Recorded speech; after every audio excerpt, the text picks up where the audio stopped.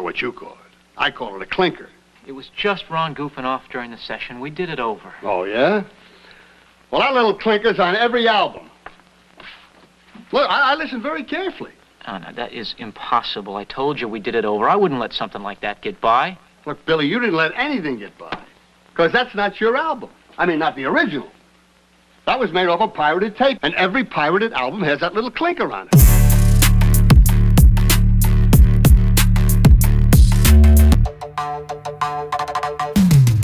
Oh, 1975. Famous Amos started selling its cookies nationally. The AMC Pacer first went on sale. And the Pet Rock was introduced. You had one, right? But look, I'm discussing worthless, senseless entertainment coming from your television, not a rock. Oh, I can explain. Paul here, actor and radio host. And the top shows that year were They Were All in the Family, Laverne and Shirley, and number 3 was a mini-series, Rich Man, Poor Man. But I'm talking about a series that were mini in the ratings. Yeah, the one-year flops from the 1975-1976 Nielsen TV rating season. Should they have continued? Well, I'll count them down. You decide. Number 10, Bronk.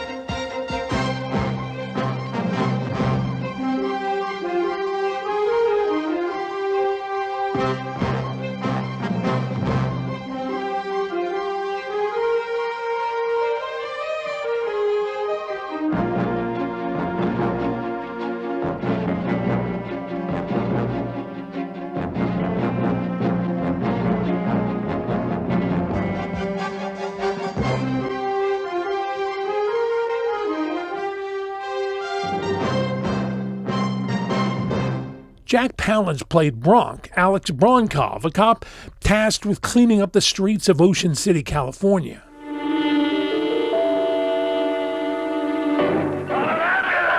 late, I'm telling you.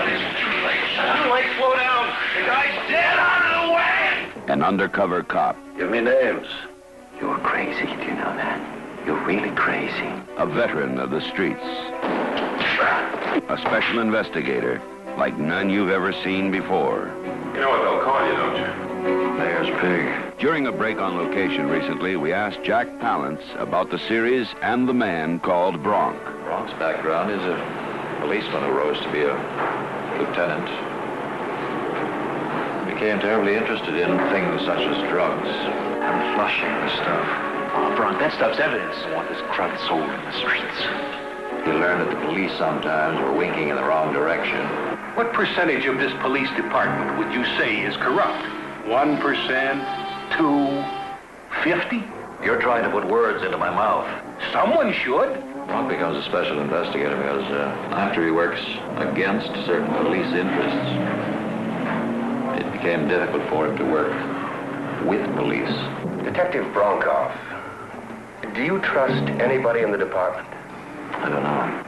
I don't know whether we need necessarily call Bronk a strong, silent type. He's just a man who talks when he has something to say. Bronk. It was nominated for 3 Emmys, all music related. Bronk ran 25 episodes. Number 9, Jigsaw John on NBC.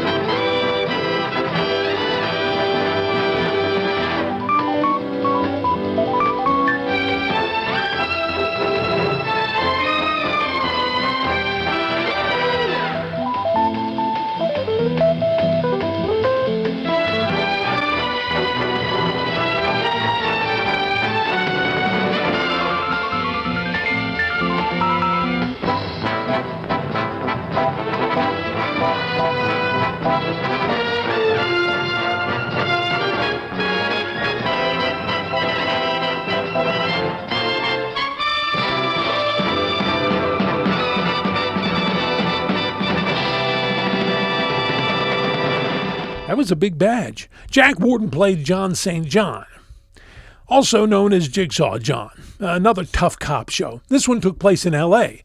Episode 3 had Artie Johnson and Bobby Sherman in it. He says that he's got proof that their album has been pirated by us. You mean he thought you were selling the copies under the table? What's wrong? You all right? It's Mace. He's stolen a bunch of things. I think he killed Ron. Now, you wouldn't want me to think you didn't care who killed him, would you? I just listened to my partner get his brains bashed in. What's the matter, Billy? Look, whatever Ron was, he never deserved that. You're supposed to have been his damn bodyguard, you know that?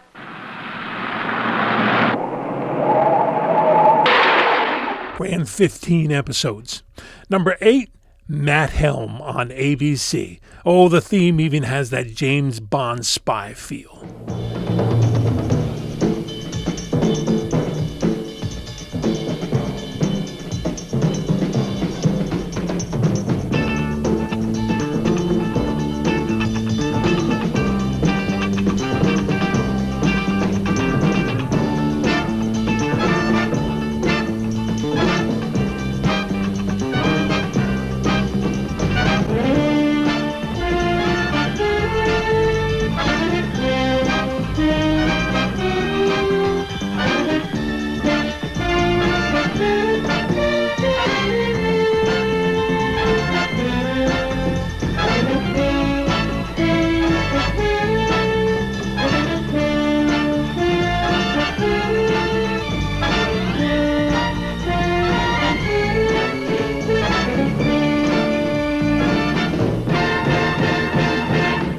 This show was based on the Matt Helm film series starring Dean Martin that had ended in 1968.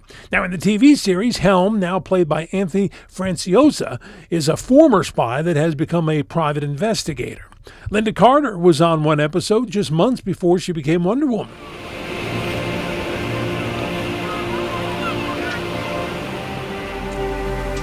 If you'll tell me what you're looking for, I might be able to help you find it. Mr. Helm. Matt Helm. You're Bobby D? That's right, and you're a private investigator. The name rang a bell, Mr. Helm. Well, I'm very flattered indeed. Now, let's start with Matt. Matt. I was under the impression that you and Nick were no longer, Lovers? We're not, just close friends. I see. You're close enough to know that he had hired a private detective? Well, close enough to have chipped in with Nick for Mr. Burke's services. How much do you know about record piracy? Not much, except that it's very lucrative. For the pirates, Matt. But for the writers and the artists and the record companies, it's a plague. It lasted 14 episodes. Number 7, Joe and Sons on CBS.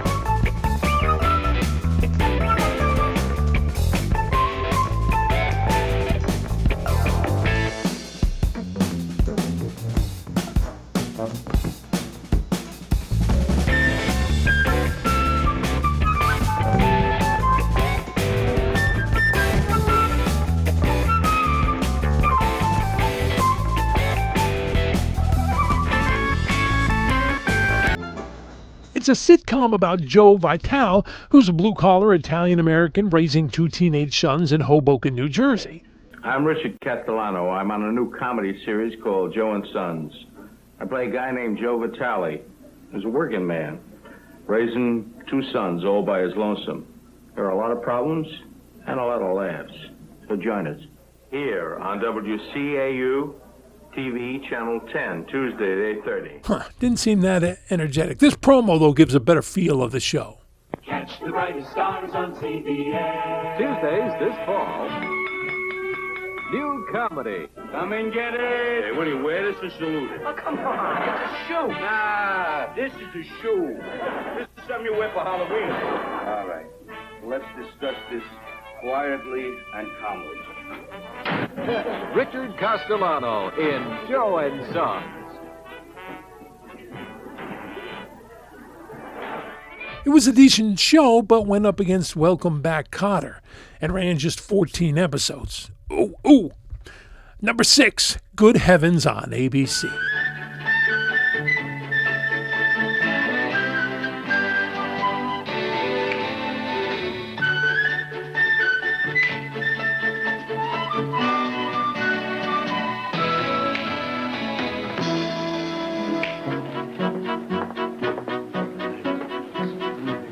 Don't just stand there, buy shoes. Hey, yark it up. This isn't dentist's office. Here we are, Mrs. Campbell. Hey, feels good, Henry. Yeah. These are Italian shoes, Mrs. Campbell. You can always tell when they're Italian shoes because when you walk down the street, they give you a little pinch. This show was a spring replacement show and finished 15th for the year. 15th out of every show. That's pretty high. Now, in this comedy, Carl Reiner played an angel that would come down to earth each and every week, and he would grant wishes to someone who had done a good deed. Now, here he gives a shoe store owner a wish. You are an angel. Look what you did in my life, my customers. Well, you really slowed down business around here. Oh, it'll pick up as soon as you tell me your wish. A wish? You're going to give me a wish? Yes. You went out of your way to be nice to that little boy, even though he bought his shoes across the street. Listen, the kid can't help it if his mother has no taste. Well, Henry, what's your wish? I got just about everything I need. I got a wonderful wife, 2 great kids, nice business, plenty of friends, 4 new radial tires. You must want something. Something you haven't even told your wife. I always wanted to be in show business. Oh, nothing wrong with that wish. I wanted to be in show business. I used to do impressions. Oh, yeah? What do you do? Well, the very best impression I do is of Ronald Colman. But 'tis a pity there are very few people around who remember the sound of his lovely voice. Okay, do him. Ran just 13 episodes. Hey, coming up, I have a primetime soap, a tough guy named Bumper, and a Norman Lear failure. All right, first, please do me a favor, like and subscribe for more forgotten retro TV stuffs. Number 5, Beacon Hill on CBS. Vaughn Lasseter can turn any party into an unforgettable occasion. Not the Tattler. He wants $10,000 to keep it out of print. An evening not to be missed. The series premiere of Beacon Hill, Tuesday night at 10, 9 Central. This was an evening soap opera set in the Beacon Hill, Boston area in the 1920s. It was about a rich family. Beacon Hill is a drama about a very wealthy family living in old Boston in the 1920s. It's about the conflicts, the social conflicts, the cultural conflicts that the wealthy indulge in with their servants. While visiting a favorite Boston antique store, Steve Elliott, one of the many stars of Beacon Hill, talked about the new series. The family's name is Lasseter. I play Benjamin Lasseter, an aggressive, rough-hewn, dominating Victorian father. Europe's a junkyard. Is it? The big money in your time in America is going to come from 2 things that I can think of.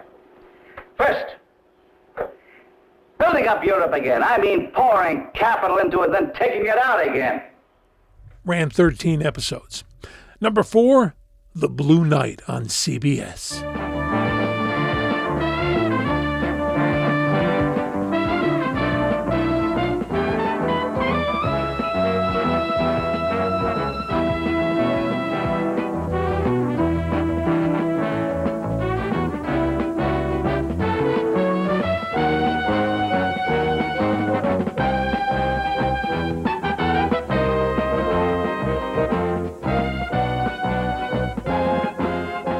Based on the 1973 movie, George Kennedy is an L.A. cop named Bumper Morgan.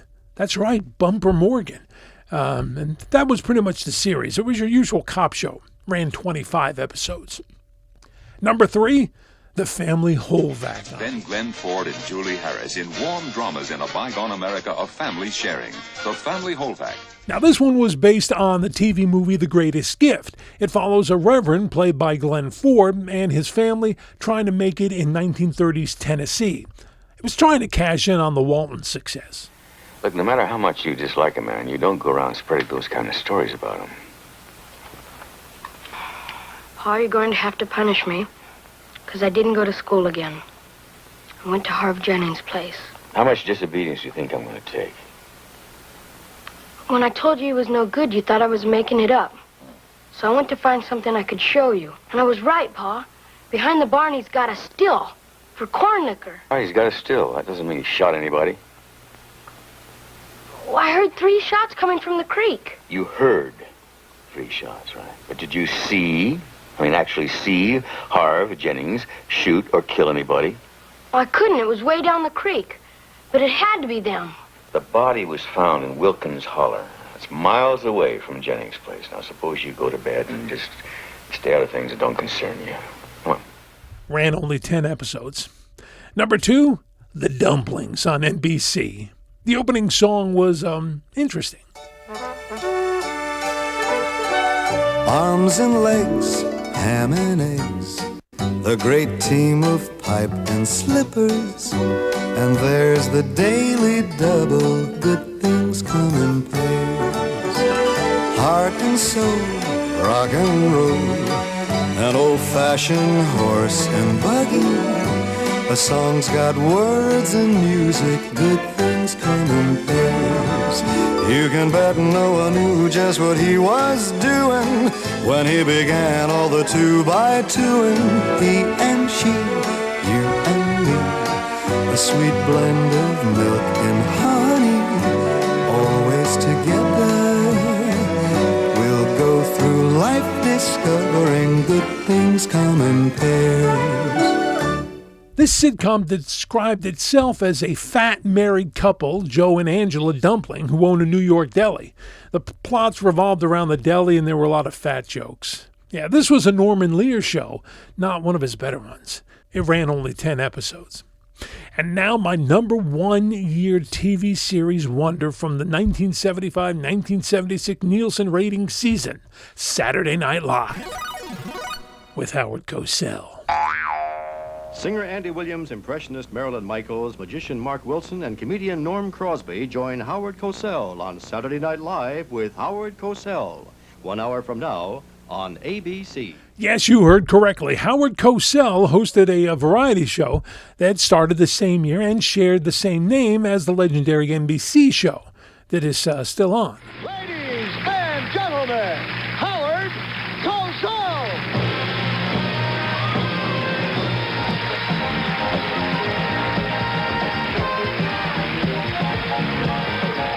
He's been named Magician of the Year by the Academy of Magical Arts, the only individual ever to receive that honor twice. Ladies and gentlemen, the true favorite magician of this country, Mr. Mark Wilson.